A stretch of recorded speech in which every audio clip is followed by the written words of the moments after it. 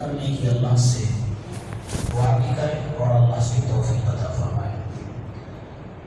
اللہ رب العزت نے قرآن مقدس اللہ کے رسول صلی اللہ علیہ وسلم پر نازل کیا۔ قرآن مقدس کے نازل کرنے کا مقصد خود قرآن میں اللہ نے فرمایا ہدی للمتقین، یعنی مومنوں کے لیے، متقین کے لیے ہدایت ہے۔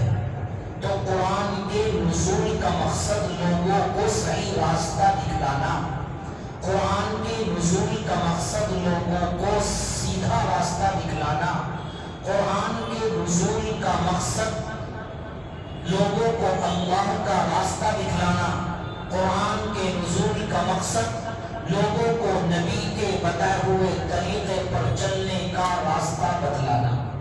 تو معلوم ہوا کہ قرآن مقدس جو نازل کیا گیا، اتارا گیا، اس کا مقصد کیا ہے؟ ہدایت، تاکہ لوگوں کو اچھے برے کی تمیز ہو جائے، لوگوں کو رہنے سہنے کا طریقہ معلوم ہو جائے، لوگوں کو حلال اور حرام کی تمیز ہو جائے، لوگوں کے اخلاق کیسے ہو، لوگوں کا کردار کیسے ہو، ان کے اعمال کیسے ہو، یہ تمام چیزوں کا علم اللہ رب العزت اس قرآن مقدس میں دے رہے ہیں اور لوگوں کو بتلا رہے ہیں کہ اگر تم نے قرآن مقدس کے مطابق عمل کیا اور اس کی بتائی ہوئی ہر چیز کو اپنی زندگی میں لائے تو یقیناً یہ زندگی تمہاری کامیاب، دنیا بھی تمہاری کامیاب ہے اور آخرت بھی تمہاری کامیاب ہے۔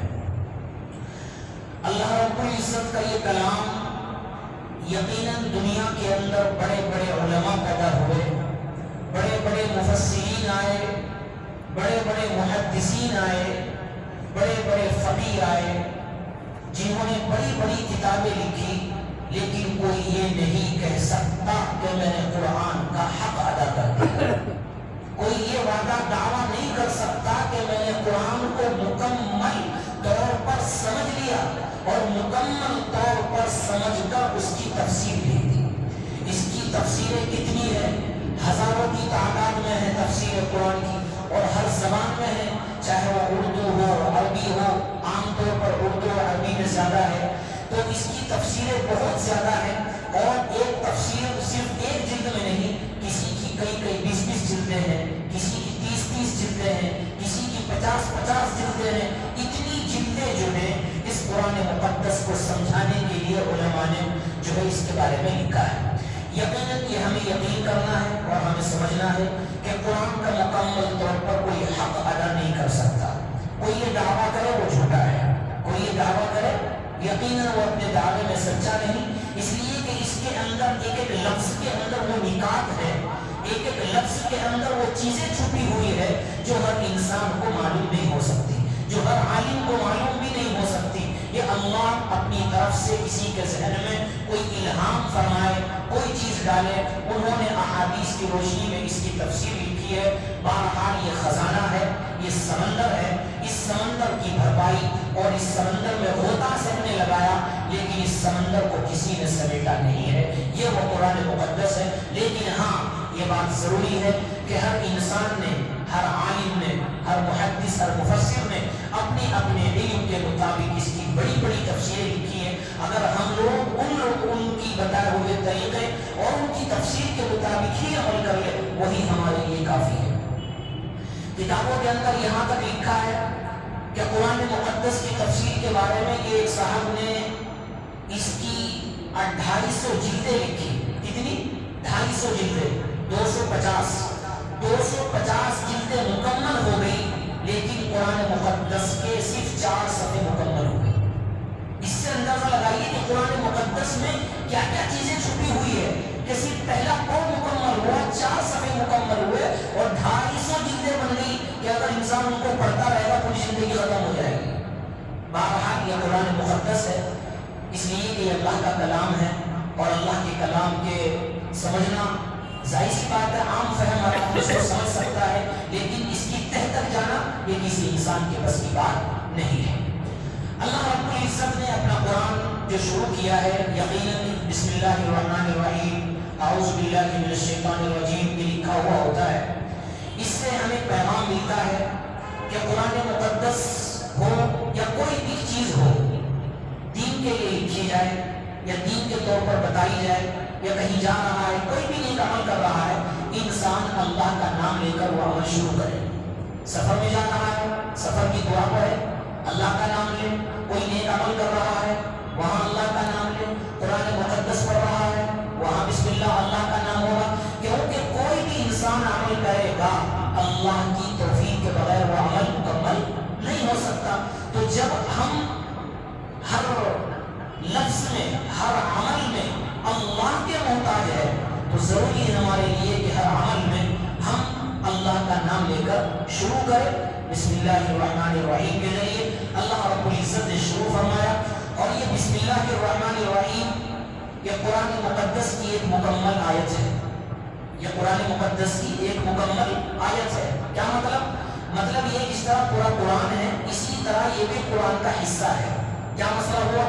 مطلب یہ ہوا مثلا تراویح کے اندر قرآن مقدس پڑھا جائے گا آواز کے ساتھ پڑھا جاتا ہے لیکن بسم اللہ کو اگر آواز کے ساتھ نہ پڑھا گیا تو قرآن مکمل نہیں.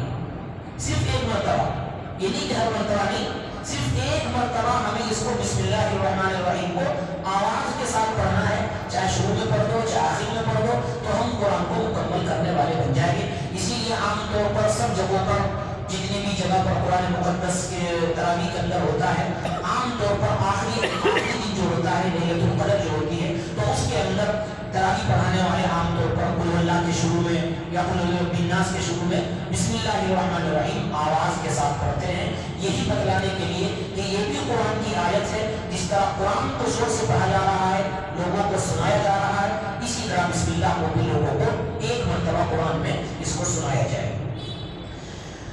بسم اللہ الرحمن الرحیم کے معنی کہ میں اللہ کے نام سے شروع کرتا ہوں جو بڑا رحمان اور بڑا رحیم ہے. یقیناً یہ جو تفسیر ہوتی ہے اس میں موٹی موٹی باتیں ذکر کر سکتے ہیں پورا تو نہیں ہو سکتا. اگر مکمل طور پر کریں گے تو یقیناً پورا رمضان گزر جائے گا اور ایک صفحہ یا دو صفحہ ہی مکمل ہوگا. اور ہر چیز کا معلوم ہونا ہر انسان کو ضروری نہیں. عوامی تفسیر الگ ہوتی ہے علمی تفسیر الگ ہوتی ہے. تو ہمیں کیا ضرورت ہے ہمارے لیے کیا بات مناسب ہے وہ انشاءاللہ یہاں پر ذکر کی جائے گی. بسم اللہ الرحمن الرحیم کے معنی آتے ہیں کہ میں شروع کرتا ہوں اللہ کے نام سے. میں شروع کرتا ہوں اللہ کے نام سے. کون اللہ؟ کیا صفات ہے اس کی؟ اس صفات کو اللہ نے بیان کیا جو رحمان بھی ہے اور رحیم بھی ہے. اب یہاں پر ہمیں یہ سمجھنا ہے کہ اللہ نے اپنے نام دو ذکر فرمائے. اللہ تو ذاتی نام ہو گیا اصل نام ہو گیا ذاتی اس کو بولتے ہیں. صفاتی نام دو ذکر فرمائے رحمان اور رحیم. تو رحمان کے معنی بھی رحم کرنا رحم کرنے والا اور رحیم کے معنی بھی نہایت رحم کرنا.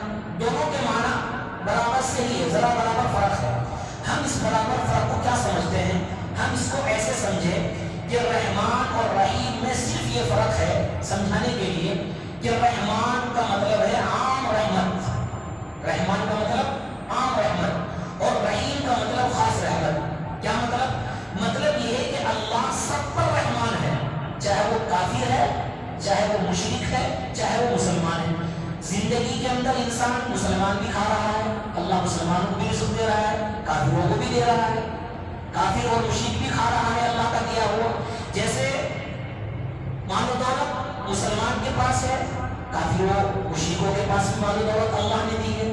تو یہ رحمان یہ عام ہے یہ سب کے لیے ہے. اس میں مسلمان بھی شامل ہے دنیاوی طور پر اور کافر اور مشرک بھی شامل ہے دنیاوی طور پر. ان کے پاس بھی مال ہمارے پاس بھی مال. ان کے پاس بھی اگر عزت ہے تو اللہ نے ہمیں بھی عزت سے نوازا ہے. تو رحمان کا مطلب ہوا پوری دنیا کے اندر رحمت. خواہ وہ مسلمان ہو کافر ہو جانور ہو چرندے ہو درندے ہو پرندے ہو سب پر ہے. یہ مطلب ہوا رحمان کا جس کو کہتے ہیں عام. نمبر 2 رحیم اللہ نہایت رحم کرنے والا. یہ رحیم جو ہے اس کے معنی آتے ہیں کہ اللہ رحم کرے گا آخرت میں صرف مسلمانوں پر.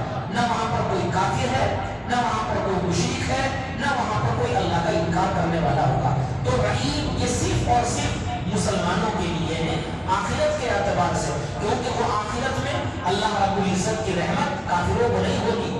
آخرت میں اللہ کی رحمت مشرکوں کو نہیں ہوگی. آخرت میں اللہ کی رحمت صرف اور صرف مسلمانوں کو اور متقی لوگوں کو ہوگی. تو رحیم کا مطلب ہے اخروی طور پر اللہ کی رحمت اور رحمان کا مطلب ہے دنیاوی طور انشاءاللہ امید ہے کہ یہ بات آپ کے سمجھ میں آ گئی ہوگی۔ اللہ رب العزت نے فرمایا الحمدللہ رب العالمین، تمام تعریف کے لائق اگر ہے تو وہ اللہ ہے۔ اللہ خود کہہ رہا ہے کہ تمام تعریف کے لائق اگر ہے تو اللہ ہے۔ کیوں؟ رب العالمین، اس لیے کہ وہ پوری دنیا کا رب ہے، پوری دنیا کا مالک ہے، پوری دنیا کا حاکم ہے، پوری دنیا کا بادشاہ ہے۔ تو جو پوری دنیا کا بادشاہ ہو تو تعریف تو اسی کی ہونی چاہیے۔ جو پوری دنیا کا حاکم ہو تعریف کے لائق تو وہی ہے۔ جو پوری دنیا کا بادشاہ ہو تعریف کے لائق تو وہی ہے۔ جو زندگی دیتا ہو تعریف کے لائق وہی ہے۔ جو موت دیتا ہو تعریف کے لائق وہی ہے۔ جو رزق دیتا ہو تعریف کے لائق وہی ہے۔ جو بندوں کی مغفرت کرتا ہو تعریف کے لائق وہی ہے۔ اور جو تکلیف دے کر تکلیف کو دور کرتا ہو تو تعریف کے لائق وہی ہے۔ تو دنیا کی جتنی بھی صفات ہو سکتی ہے اللہ کے اندر موجود ہے۔ جتنی بھی اچھی چیزیں ہو سکتی ہے سب اللہ کے اندر موجود ہے۔ تو جس کے اندر سب چیزیں موجود ہیں وہی تعریف کے لائق ہوتا ہے۔ اس کے علاوہ اللہ کے علاوہ آپ کسی بھی انسان کو دیکھ لو، اس کے اندر ہر چیز موجود نہیں ہو سکتی، ہر چیز موجود نہیں ہو سکتی۔ یہاں تک کہ انبیاء علیہ السلام آئے، ان کے اندر اچھی چیزیں، اچھی باتیں، اچھا ذہن، اچھا دل، سب کچھ تھا، لیکن وہ رزق نہیں دے سکتے، وہ کسی کو موت نہیں دے سکتے، وہ کسی کو زندگی نہیں دے سکتے، ان کی بادشاہت ہمیشہ نہیں رہ سکتی، ان کی بادشاہت ہمیشہ نہیں رہ سکتی، ان کو بھی موت آنی ہے۔ تو اللہ رب العزت فرما ہے کہ جو پوری دنیا کا مالک ہے، پوری دنیا کا بادشاہ ہے، وہی تعریف کے لائق ہے۔ رحمان اور رحیم، جو رحمان بھی ہے اور رحیم بھی ہے، مالک یوم الدین، وہ صرف پوری دنیا ہی کا مالک نہیں بلکہ آخرت کے دن کا بھی مالک ہے۔ یہ مت سمجھنا کہ صرف دنیا کا مالک ہے، نہیں، دنیا کا تو مالک ہے ہی، آخرت کا مالک بھی وہی ہے۔ ایاک نعبد و ایاک نستعین، اور ہم آپ اس کی عبادت کرتے ہیں اور آپ ہی سے مدد چاہتے ہیں۔ انشاءاللہ جو کچھ بچا ہوگا صبح کو ہوگا، اللہ تعالیٰ